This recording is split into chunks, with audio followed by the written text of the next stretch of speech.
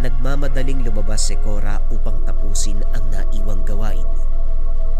Makalipas ang ilang sandali, narinig ang usapan ng mga kapitbahay tungkol sa aswangan na naganap nung nakaraang araw. Ang lala ng sinapit ni kumaring nila, ano? Akalain mo sa ganung paraan lang siya mamamatay. Kung alam ko lang sana ng gabing yun nasasalakay ng aswang yung matanda. Ay nako, sana sinabihan ko yung anak para makauwi at mabantayan. May sakit na nga yung matanda, nabiktima pa ng aswang. Lapastangan talaga yung halimaw na yon. Pinabi mo pa, pero alam mo bang nasa paligid ng aswang? Yan ang balitang naratnan ko doon sa kabilang sityo. Ang sabi pa ni kumparing Iyok, babae daw yung halimaw eh. Pag-ala-gala. Diyos ko, ano ba naman tong panahon natin oh? Naglipa na ang kaluluwa ng masasama. Sus Maniusip.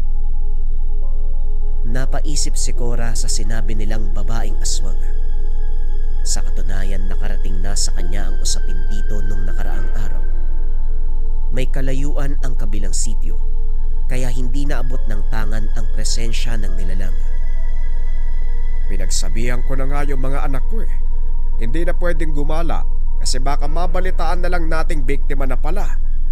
Diyos ko, kinikilabutan ako.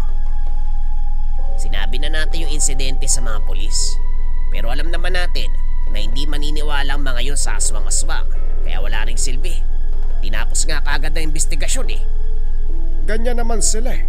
Palagi nagmamadali. Napabuntong hininga si Cora habang nakikinig. Pagdating ng ina, yun din ang dalang balita. Anak, narinig kong usapan doon. Babae ang pinaghihinalaan nilang aswang. Nakita raw kasi ni Mang Onyok. Hindi ko alam kung totoo pero baka ano.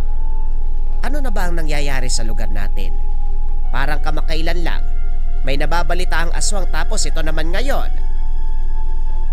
Saan po ba nakikita yung babae? Puntahan ko na nga lang para mailigpit na yan habang maaga pa.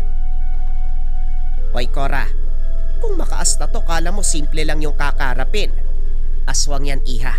Hindi natin alam kung malakas siya kaysa dati mong nakalaban. Ano pa bang bago sa sinasabi nyo, Nay? Ganyan ka naman palagi kapag may nababalita ang aswang. Hindi yata buo yung tiwala nyo sa akin eh.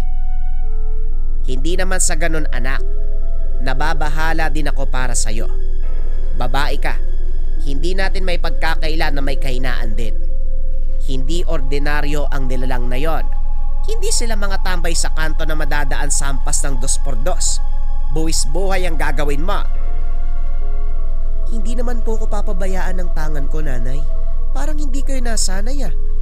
Ilang beses na ako napapalaban sa aswang eh. Eto naman ako ngayon oh. Buhay na buhay. Oo na, nandun na tayo pero hindi ko pa rin maiwasan na mag-alala. Pasensya ka na. Ayoko lang na may mangyaring masama sa'yo. Kung pwede, ipaubaya mo na lang sa iba ang pagpuksa ng aswang. Nanay, sino pa ba sa tingin niyo yung kikilos? Walang ibang manunugis sa lugar na ito kung hindi ako lang. Mabuti nga nagkaroon ako ng tangan eh. Kaya ko po yan, Nay. Walang problema sa pagpuksa ng aswang. Hindi naman ako nag-iisa. May katuwang ako, Nay oh. Andyan po yung tangan ko. Wika ni Cora. Sinisiguradong mapapanatag ang loob ng ina. Nakumbinsi niya ito kung kaya't pinayagan siyang lumabas kinagabihan. Sinadya niyang maglibot sa mga oras na gising pa ang lahat para may mapagtanungan. Naging maingat siya. Pili ang mga taong nilalapitan, yung mapagkakatiwalaan para walang magtataka. Sakto namang nakasalubong niya si Mang Iyok. Anong ginagawa mo ritong bata ka? Sa kabilang sityo ang bahay mo ah.